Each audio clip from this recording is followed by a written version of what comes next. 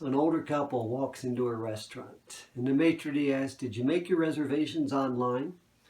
The old guy glared at him and said, "Do we look like the kind of people who would know how to make a reservation online?"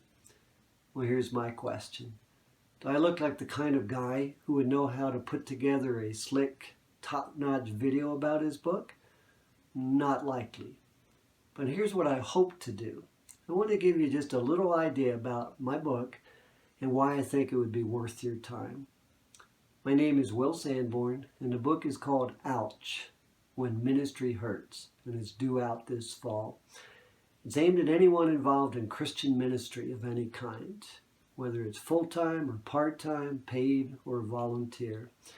And the theme of the book is that ministry can be tough. It can be challenging and difficult and even painful. And yet even with all that, it is still totally worth it. I got a little taste of it my first time out. I was just a high school junior, and my mom had asked me to help out with VBS at our small church. I agreed to do it mainly because there was going to be a high school sophomore as my helper, and she was someone I was hoping to get to know better.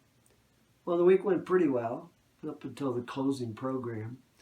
My mom was introducing the staff from the week, and I was standing off to the side, leaning up against a small folding table.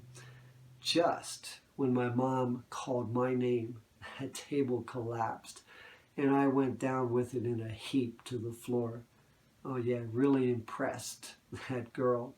I learned early on that ministry wouldn't always go well. Now after 50 years in full-time vocational ministry, 9 years in campus work with Cru, 38 years as a pastor, and 3 years with Young Life's military branch, Club Beyond, I've learned that lesson many times over. Ministry's hard. It's difficult. It's great. It's fulfilling. It's terrible. It's painful. It's an unbelievable privilege. And it can break your heart and break your spirit. It's all of those things and more. One time at my church, I got a registered letter from a church member. Well, it was kind of fun until I read the letter. He was complaining about a decision I had made. And looking back, I think he had a point. I probably could have done a better job with that decision. Of course, that wouldn't have changed the 35 other times that he and his wife had let me know what was wrong with their pastor. And there was nothing I could do to ever please that couple. But boy, I've had a lot worse than that letter. I was fired once. I was close to fired some other times. I remember one church board member after a meeting reamed me out upside and down. A staff member felt that I wasn't a deep enough Bible teacher and was sharing that opinion with a group in the church who agreed with him.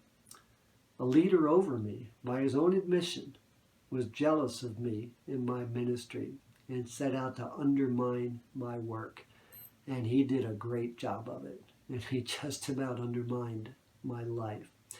And let's face it, we're all sinners. Those of us who are in ministry, the ones we work with, and the ones we minister to. And then there's always the enemy who fights against God and against God's people. So no wonder ministry can be tough. And if you've been in any kind of ministry for a period of time, you might be like the pastor whose Monday morning routine was a cup of coffee and the one ads and looking for a job, any job other than the one that he had. But you won't find this book just a series of sad tales about me or you or anyone else. Not at all. I loved being in ministry. I wouldn't trade those 50 years for anything. I've mixed 3 things together in this book.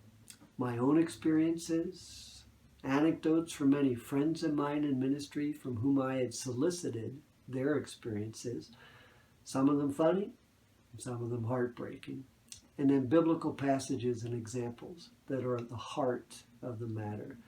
Let me give one just real quickly.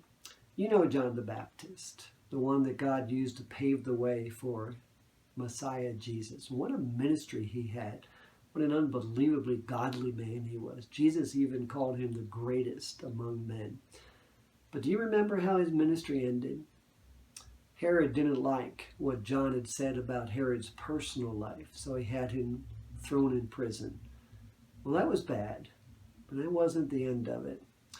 When Herod's stepdaughter performed a sensual dance at a drunken party that Herod had thrown, in reward, Herod promised her whatever she wanted, and after consulting with her mom, she came back with this request: I want John's head on a platter.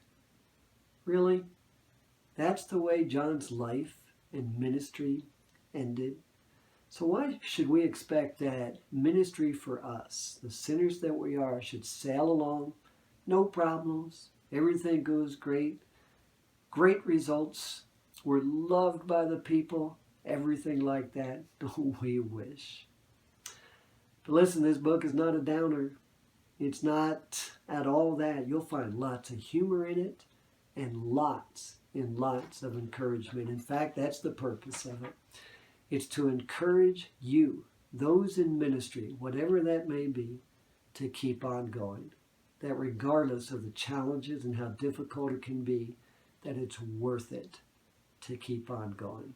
I hope you'll take a look at the book, and I hope God can use it in your life. Thanks.